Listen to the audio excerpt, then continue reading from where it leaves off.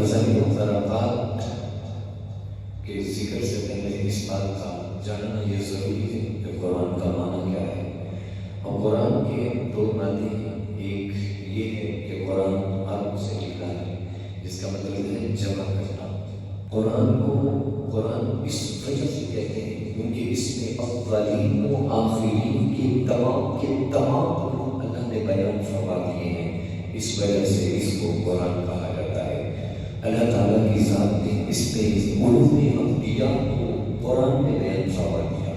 اللہ کی ذات نے علوم جنت کو قرآن میں بیان فرمایا, علوم دوزخ کو قرآن میں بیان فرمایا, علوم برزخ کو قرآن میں بیان فرما دیا, علوم تورات کو بیان فرما دیا, علوم انجیل کو بیان فرما دیا, حتیٰ کہ علوم زبور, گویا کہ ہر چیز کے علم کو رب نے قرآن میں بیان فرما دیا. سورہ نحل میں اللہ تعالیٰ کی ذات نے قرآن مجید فرمان حمید میں ارشاد فرمایا وَنَزَّلْنَا إِلَيْكَ الْكِتَابَ تِبْيَانًا لِكُلِّ شَيْءٍ. اللہ نے فرمایا کہ اے محبوب ہم نے جو آپ پر قرآن کو نازل فرمایا کہ اے محبوب ہم نے ہر چیز کو بیان فرما دیا. یا پھر یوں کہیے کہ قرآن نے بکھرے ہوئے لوگوں کو جمع کر دیا. اگر دیکھا جائے تو عرب کا کلام طعام لباس اور ہے, اہل ہند کا کلام لباس طعام اور ہے, اور دنیا کے ہر خطے سے تعلق رکھنے والے لوگوں کا طعام لباس کلام اور ہے. لیکن قرآن نے ان تمام کو ایک جگہ پر جمع کر دیا. اللہ نے قرآن میں ارشاد فرمایا وَسَمَّاكُمُ الْمُسْلِمِينَ. اللہ نے تمہارا نام مسلمان رکھا ہے. دوسرا یہ ہے کہ یہ قیامت سے نکلا ہے, جس کا مطلب ہے بڑی ہوئی چیز. اب دیکھیں کہ اللہ کی ذات نے جب تورات کو نازل فرمایا تو وہ لکھی ہوئی نازل ہوئی, انجیل بھی لکھی ہوئی نازل ہوئی, زبور بھی لکھی ہوئی نازل ہوئی, جتنے بھی اللہ نے صحائف نازل فرمائے وہ لکھے ہوئے نازل ہوئے. لیکن جب اللہ کی ذات نے اپنے محبوب علیہ السلام پر قرآن کو نازل فرمایا تو قرآن مجید فرقان حمید کو رب کی ذات نے اپنے محبوب پر پڑھ کر بیان فرمایا. حضرت جبریل امین علیہ السلام حضور علیہ السلام کی بارگاہ اقدس میں قرآن دے کے آتے ہیں تو پڑھ کے سناتے ہیں, پھر حضور سنتے ہیں, پھر صحابہ کو پڑھاتے ہیں, صحابہ یاد کرتے ہیں, اپنے دلوں پہ نقش کر لیتے ہیں. اگر دیکھا جائے تو رب ذوالجلال کی ذات نے تورات, زبور, انجیل اور دیگر جتنے بھی صحائف تھے جب ان کو نازل فرمایا تو نازل فرمانے کے بعد جب وہ نبیوں نے اپنی امتوں کو اللہ کا پیغام دیا, جب وہ دنیا سے گئے تو دنیا سے جانے کے بعد ان کی کتابیں بھی ختم ہو گئی. لیکن نبی علیہ السلام پر جب اللہ نے قرآن کا نزول فرمایا تو دنیا میں کوئی شخص یہ دعویٰ نہیں کر سکتا کہ تورات, زبور, انجیل اور جو دیگر صحائف ہیں وہ تمام کے تمام اپنی اصلی حالت پر موجود ہیں, بلکہ وہ تمام کے تمام اپنی اصلی حالت سے بگڑ چکے ہوئے ہیں, اپنی اصلی حالت سے مسخ ہو چکے ہیں. اور اگر آپ انجیل, زبور یا تورات وغیرہ کا مطالعہ کریں, ایک نسخہ کچھ کہے گا, دوسرا کچھ کہے گا, تیسرا کچھ کہے گا, لیکن آپ قرآن حکیم فرقان حمید کو اٹھا لیں, جس طرح حضور پر نازل ہوا آج بھی اسی طرح بھی وہاں موجود ہے. اگر آپ مشرق کے قرآن کے نسخے کو اٹھائیں گے اس پر بھی وہی آیات درج ہیں, اور اگر مغرب کے نسخے کو اٹھائیں گے تو اس پر بھی وہی درج ہے. اگر شمال میں سے کسی نسخے کو اٹھا لیں گے تو آپ قرآن کو جب پڑھیں گے تو وہی آیات درج ہوگی. اسی طرح جب شمال میں کہیں پر بھی کسی مسلمان سے آپ قرآن کا نسخہ لے کے پڑھیں گے اس پر بھی وہی آیات درج ہوں گی. یہ اللہ تعالیٰ کی ذات نے قرآن مجید فرقان حمید کو یہ اعجاز عطا فرمایا. اللہ کی ذات نے قرآن میں فرمایا اِنَّا نَحْنُ نَزَّلْنَا الذِّكْرَ وَإِنَّا لَهُ لَحَافِظُونَ. فرمایا کہ بے شک ہم نے قرآن کو نازل فرمایا, ہم ہی اس کے نگہبان ہیں. آئیے قرآن سے پوچھتے ہیں اے قرآن بتا تجھے بھیجنے والا کون ہے. قرآن خود جواب دے گا. اللہ نے قرآن میں ارشاد فرمایا وَإِنَّهُ لَتَنزِيلٌ مِّن رَّبِّ الْعَالَمِينَ. قرآن کہتے ہیں وہی تو رب ہے جو تمام جہانوں کا پالنے والا ہے, جس نے قرآن کو نازل فرمایا.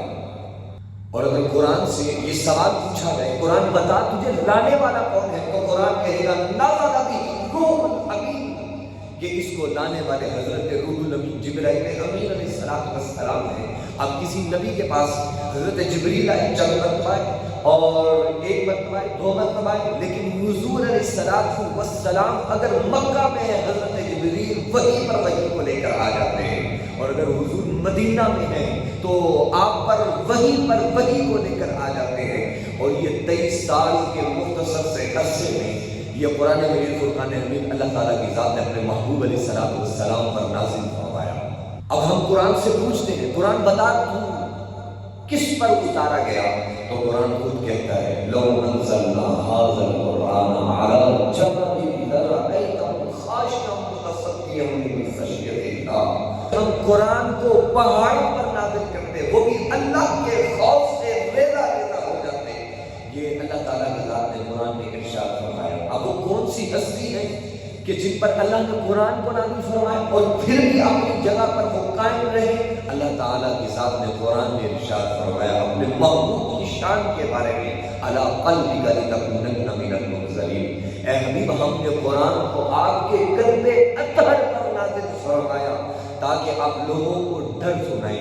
حضور علیہ السلام کی شان کا عالم کیا ہوگا کہ اللہ اگر قرآن کو پہاڑ پر نازل کرتا ہے وہ بھی ریزہ ریزہ ہو جائے، لیکن اللہ اپنے محبوب کے قلب اطہر پر قرآن کو نازل فرماتا ہے، وہ اپنی جگہ پر قائم رہتا ہے۔ کیا شان ہے حضور کی! اعلیٰ حضرت کہتے ہیں سب سے اعلیٰ و اعلیٰ ہمارا نبی، سب سے بالا و اعلیٰ ہمارا نبی، خلق سے اولیاء، اولیاء سے رسول اور رسولوں سے اعلیٰ ہمارا نبی۔ سورہ محمد میں اللہ تعالیٰ کی ذات نے قرآن میں فرمایا وَآمَنُوا بِمَا نُزِّلَ عَلَى مُحَمَّدٍ وَهُوَ الْحَقُّ مِنْ رَبِّهِمْ۔ اللہ کی ذات نے یہاں پر سورہ محمد میں اپنے محبوب کا ذکر خیر کرتے ہوئے فرمایا کہ میں نے تو قرآن اپنے محبوب پر نازل فرمایا۔ اگر قرآن کے نازل ہونے کی تاریخ، مہینہ اور وقت کا اگر پوچھا جائے قرآن خود بول رہا ہے۔